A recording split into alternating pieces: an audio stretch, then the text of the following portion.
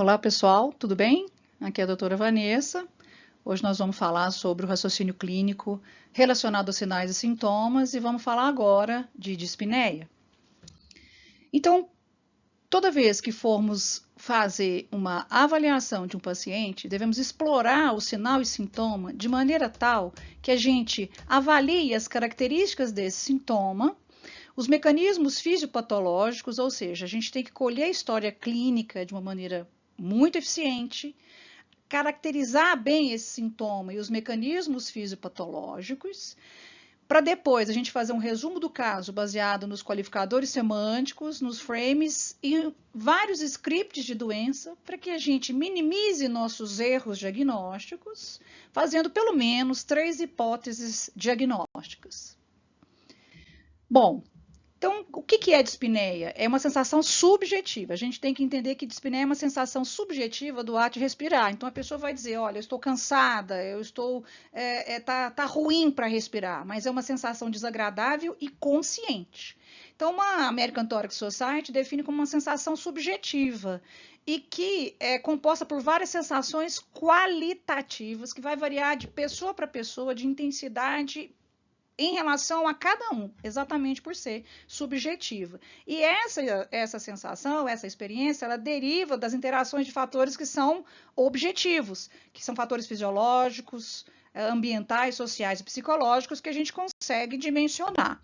Então, como que funciona isso?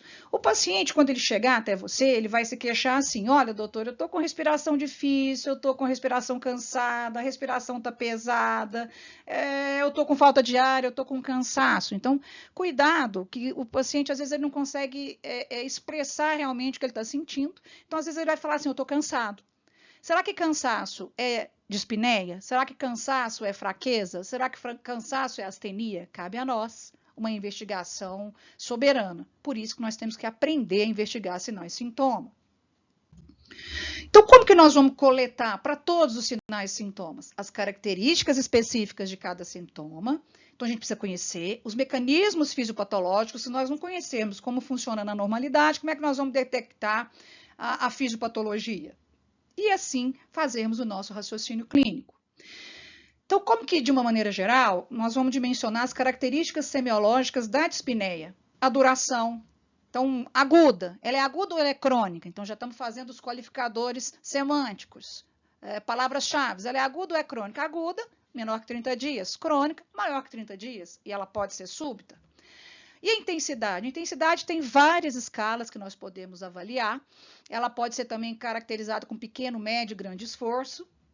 A cronologia é extremamente importante, ela é súbita, ela é episódica, ela está piorando gradual e progressivamente. É uma dispneia habitual do paciente? Por exemplo, o paciente com DPOC, ele tem uma dispneia que é diária, que é habitual. Ele está nessa dispneia habitual ou ele piorou? Teve uma mudança de padrão? Alguma coisa causou existe um fator causal? Foi ao esforço que veio a dispneia? Uma atividade do dia a dia corriqueira? Foi exposição ao ambiente? Uma exposição ao trabalho? Uma alteração climática? Uma ansiedade? Um decúbito? Melhorou com o quê? Melhorou com algum medicamento? Com repouso? Com uma posição? Tem relação com o decúbito? A pior, a mesma coisa.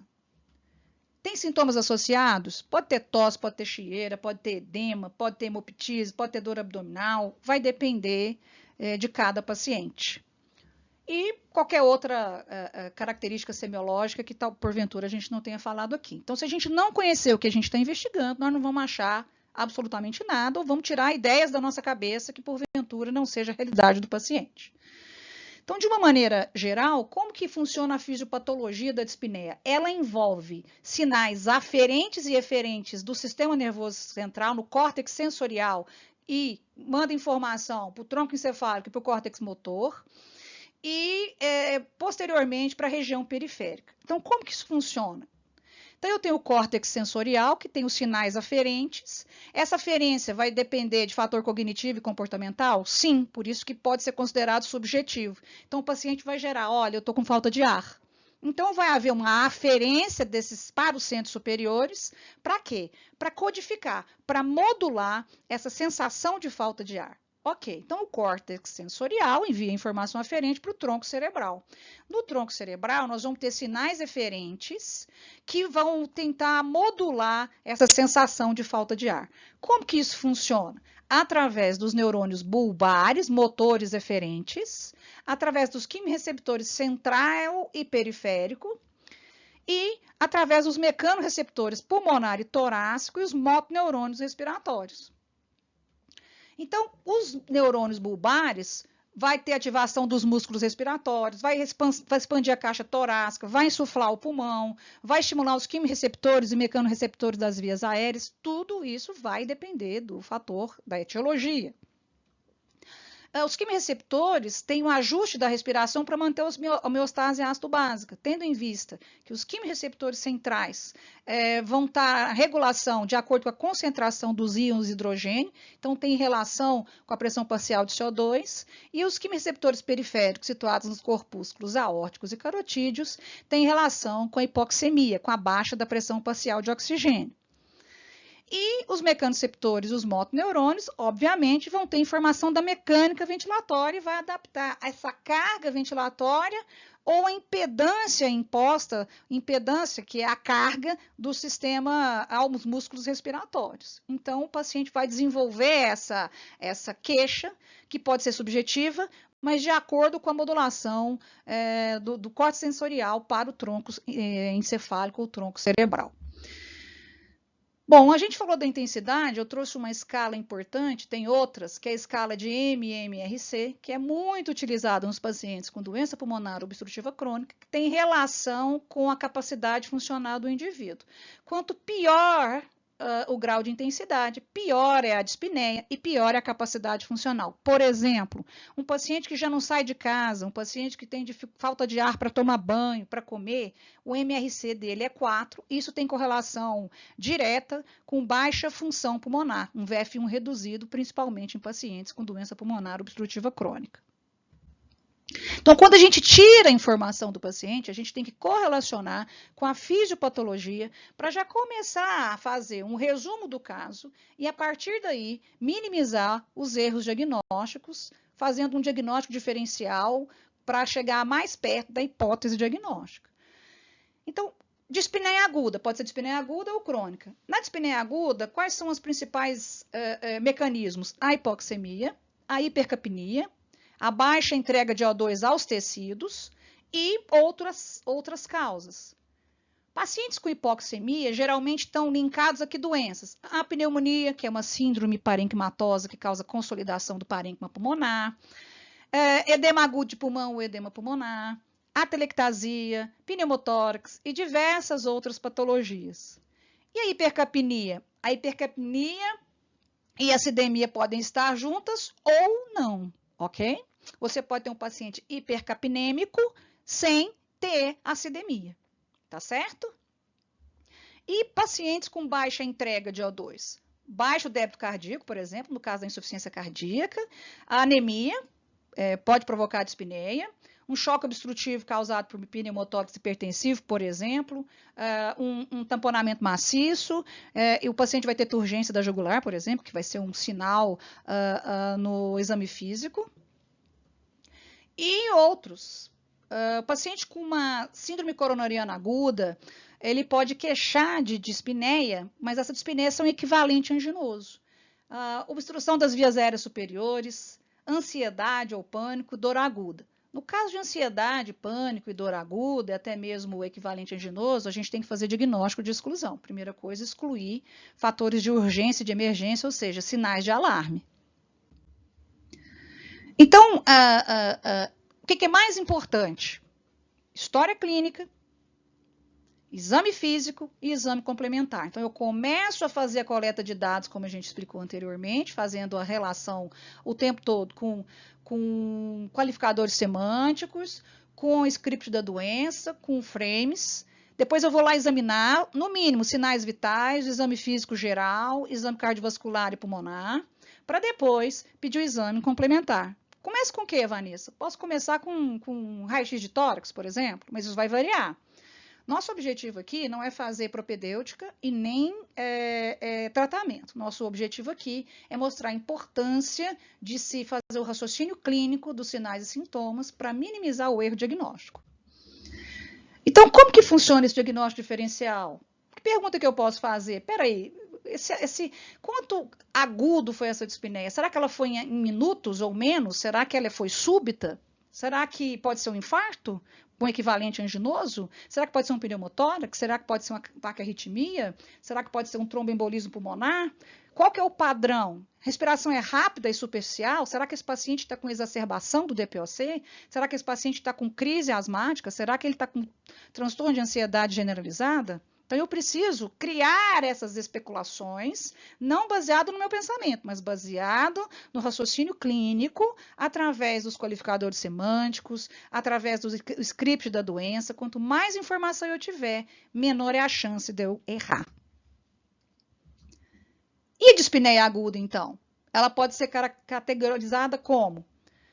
Ela pode ser categorizada através de sistemas e órgãos. Então, como que eu vou raciocinar e buscar essas informações? Tá, eu posso buscar, categorizar a partir de sistemas de órgãos, o mais comum é pulmão e coração.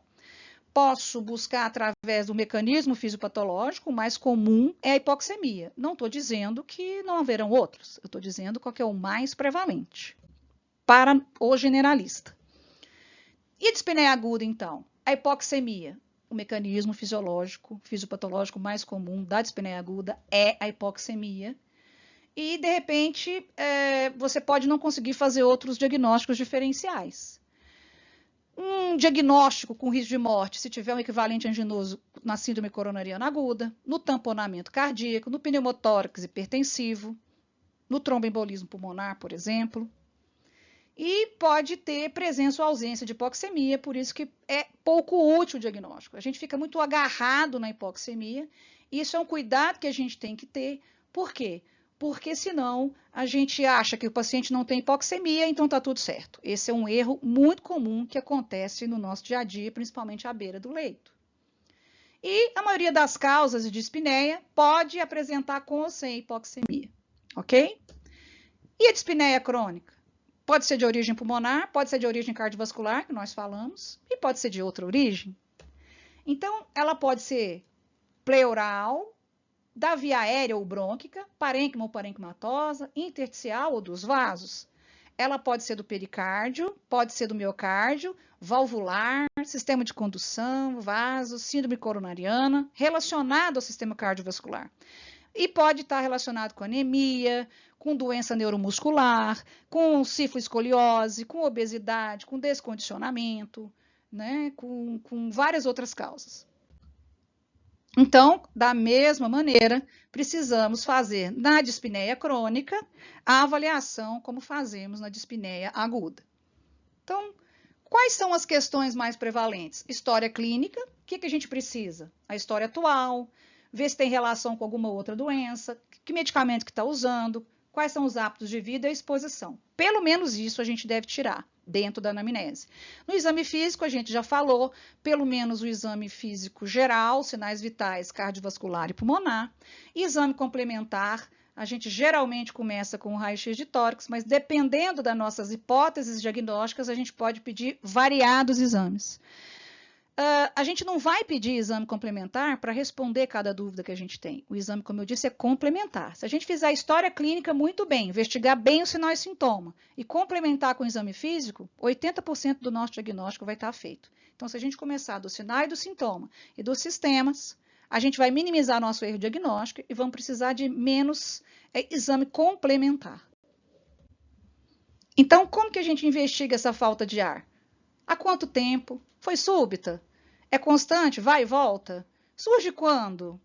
Acorda com você? Você está sempre de dia, de noite? Acorda? É durante o dia? É durante a noite? Causada por alguma coisa? Melhora com o quê? Piora com o quê? Sente outra coisa junto? O que é? Sai catarro com sangue, que é hemoptise? Pergunta na linguagem do paciente. Aqui é o que você não pode faltar para perguntar numa anamnese. Isso é muito importante para a gente fazer as nossas relações. Então, a gente começa a entender, é agudo, é crônico, Será que está relacionado ao sistema cardiovascular, ao sistema pulmonar? Será que é periódica? Será que é contínua? Então, a gente começa a raciocinar e vai avançando através do exame físico e, se necessário, pedir exame complementar. Sinal de alarme, ou bandeira vermelha, ou red flag, sinal de gravidade. Se a dispneia é em repouso, o paciente está com dispneia em repouso.